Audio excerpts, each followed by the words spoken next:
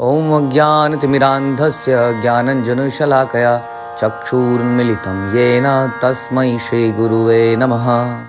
ॐ नमो भगवते वासुदेवाय। ॐ नमो भगवते वासुदेवाय। ॐ नमो भगवते वासुदेवाय। श्रीमद् भागवतम तीसरा कैंटो 7वां अध्याय और 7वां श्लोक। और हम सुन रहे हैं कि विदुर कुछ प्रश्नों की झड़ी लगा रखी है विदुर ने, और बड़े सौम्य भाव से वो प्रश्न पूछ रहे हैं। हाँ, वो कह रहे हैं कि भगवान कैसे ये संसार बनाते हैं, मतलब कैसे ये 3 गुण काम करते हैं, भगवान कैसे इन 3 गुणों से प्रभावित नहीं होते। हाँ, ये इतनी सारी जीवात्माएं आ रही हैं जा रही हैं, ये सब के बारे में पूछ रहे हैं। और 7वें श्लोक में वो बोलते हैं, इतस्मन्मे मनो विद्वन्न खिद्यते अज्ञान संकटे तत्नापरारुण विभो कश्मलम मानसम महत। हे महान एवं विद्वान पुरुष, मेरा मन इस अज्ञान के संकट द्वारा अत्याधिक मोहग्रस्त हो गया है, इसलिए मैं आपसे प्रार्थना करता हूं कि आप इसको स्पष्ट करें। यस, जब तक हम अपने आप को मूर्ख नहीं साबित करते तब तक सामने वाला हमें बताने की इच्छा भी नहीं करता।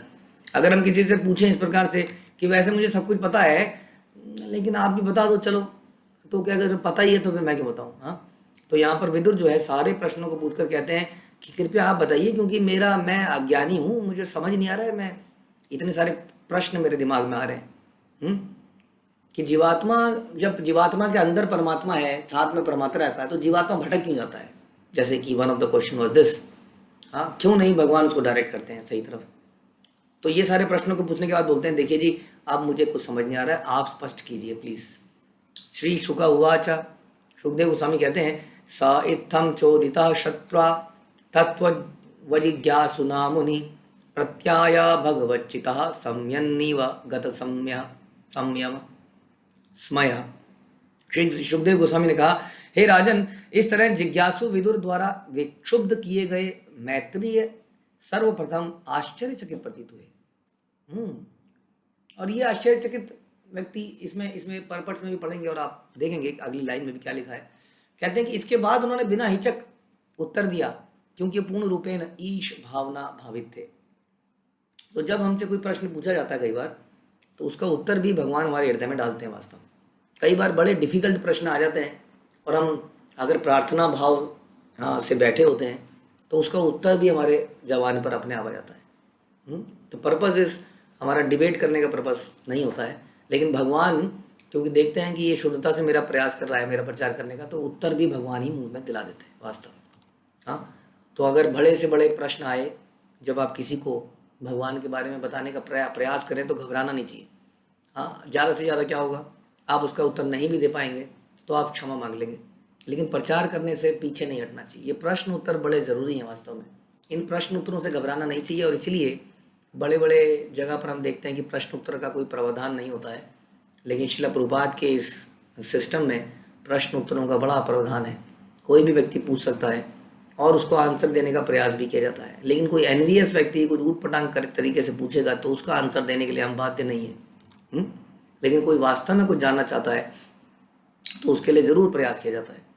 तो वो इतने सारे प्रश्नों से आश्चर्यचकित हुए। एक तरह से ये भी उन्होंने सोचा कि कितना उत्साह है विदुर के अंदर जानने का, इतना कुछ तो मैंने अभी बताया। ऐसा लगता है कि इनकी भूख समाप्त नहीं हो रही है। हाँ, ये स्टिल एक्साइटेड। इतना विराट रूप के बारे में सुनने के बाद भी हम लोग तो बोर हो जाते हैं कई बार, है ना, कि विराट रूप भी चले जा रहा है, कुछ कथा बताइए। हाँ, कुछ कपिल मुनि देवहूति की कथा बताइए। तीसरा कैंटो आ गया है, कुछ आनंद आए। लेकिन हम देखते हैं कि विदुर के अंदर फिर भी एक्साइटमेंट है और बड़े सारे प्रश्न पूछते हैं। तो अब जो है आंसर देना शुरू करते हैं मैत्रेय ऋषि, और बिना हिचक के भगवान से प्रार्थना करके मैत्रेय ऋषि बोलना शुरू करते हैं। सेयं भगवतो माया यन येन विरुध्यते ईश्वरस्य विमुक्तस्य कार्पण्यमुक्त बंधनम। श्री मैत्रेय ने कहा, कुछ बद्ध जीव यह सिद्धांत प्रस्तुत करते हैं कि परब्रह्म या भगवान को माया द्वारा जीता जा सकता है, किंतु साथ ही उनका यह भी मानना है कि वे अबद्ध हैं। यह समस्त तर्क के विपरीत है। हाँ, कुछ बद्ध जीव कौन होता है?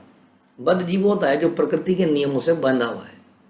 हम सोचते हैं कि हम स्वतंत्र हैं, हम एक स्वतंत्र राष्ट्र के नागरिक हैं, लेकिन वास्तव में हर जीव आत्मा बद्ध है, क्योंकि प्रकृति जो है वो बड़ी स्ट्रांग है। मम माया दुरत्या। और ये प्रकृति स्ट्रांग, इसकी स्ट्रांगनेस है इन 3 गुणों से, सतोगुण रजोगुण तमोगुण, जो हमें रस्सी की तरह बांध के रखते हैं। तो हम बद्ध जीव हैं, हम अपने शरीर से भी बद्ध हैं। हमारी बोलने की कैपेसिटी शरीर के अनुसार है। कुत्ता भौं भौं भौं ही कर सकता है, गधा ढेंचू ढेंचू ही कर सकता है।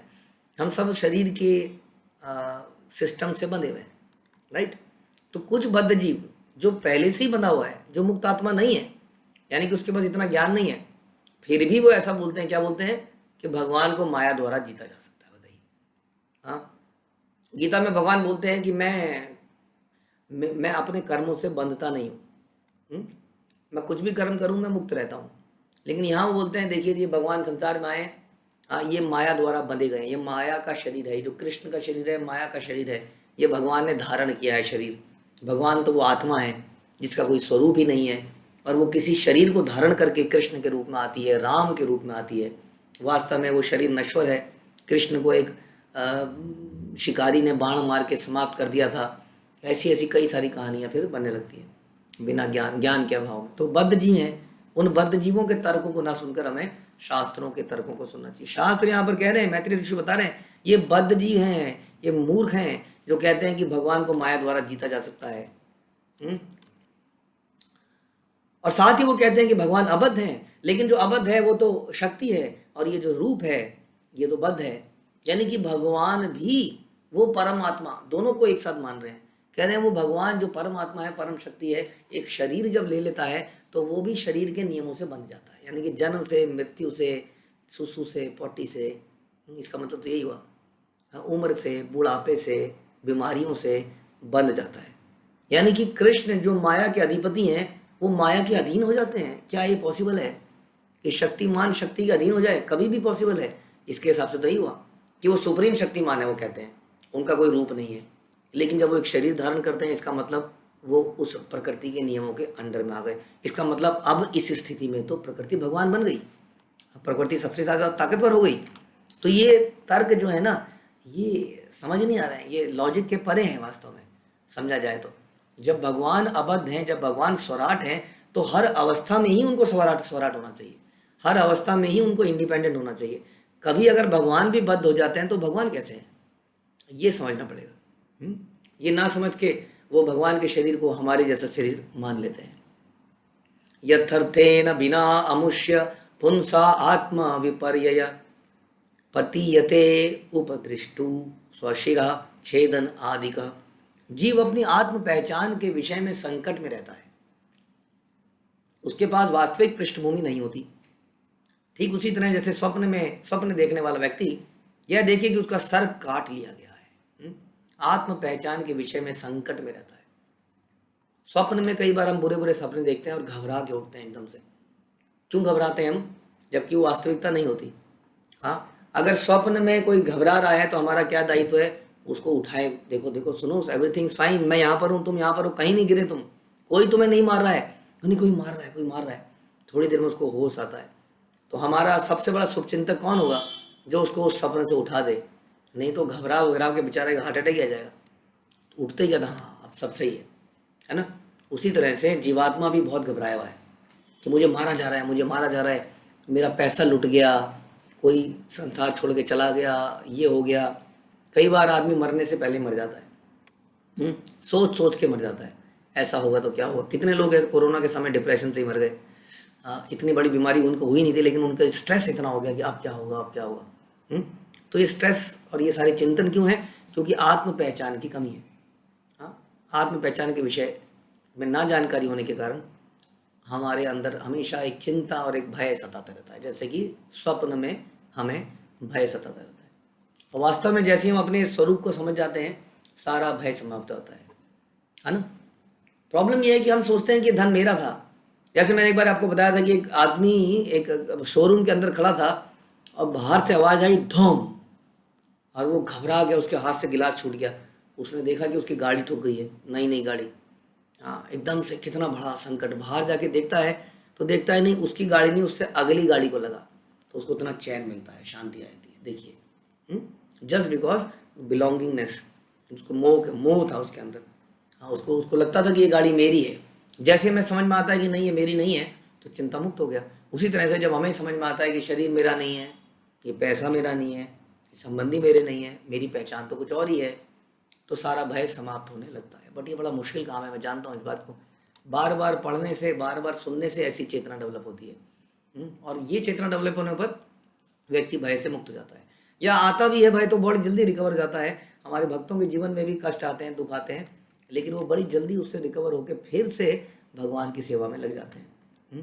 तो ये वास्तविक ज्ञान क्या है? सबसे ज्ञान का जो पहचान, सबसे पहली चीज़ क्या है कि हम अपने आप को पहचानें कि हु आर वी, और तभी हम आगे चल पाएंगे, तभी हम आगे कुछ सीख पाएंगे। जब तक हम ये नहीं सीखेंगे कि हम आत्मा हैं, हम ये नहीं समझेंगे कि हम परमात्मा के अंश हैं।